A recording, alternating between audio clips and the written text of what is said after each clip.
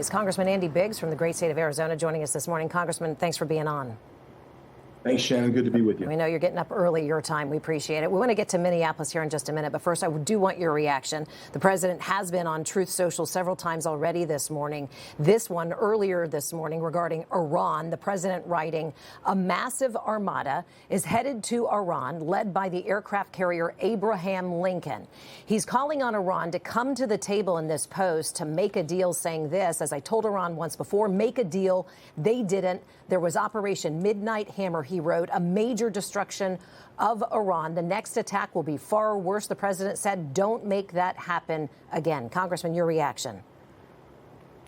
Well, I think President Trump's trying to invoke peace in Iran. You've got this terrible regime that has wielded terror all over the Mideast for literally decades. They're actually going after their own people and attacking them relentlessly. And so I think he's trying to create a leverage point and let Iran know that their actions are unacceptable and trying to pursue peace in Iran and stabilization. We'll be watching that closely throughout the day. Back to Minneapolis now.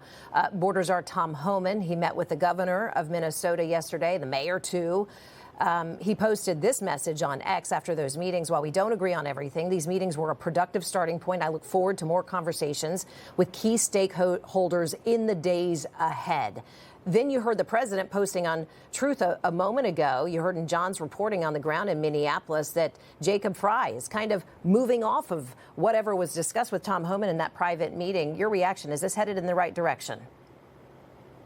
Well, the first thing you have to always remember is that Fry and Waltz and all these ridiculous rioters that are out there obstructing justice, they're protecting pedophiles, violent criminals, murderers, people who committed assault, and that's who they're protecting. And so, for these guys to continue on that mantra of we're not gonna enforce federal immigration law, it tells me that they prefer to put those people back out on the streets than to remove them from the country.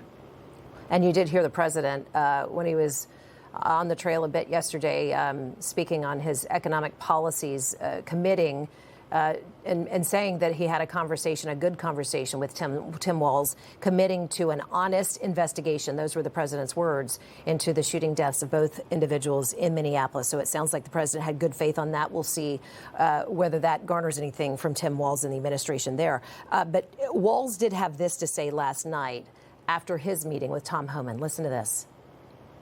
There was a tone shift. I wish it was because of the horrific shooting that somebody saw some morality, but I think it's probably the press. But with that being said, I'm not interested in a more efficient metro surge. I'm ready for them to get out of here.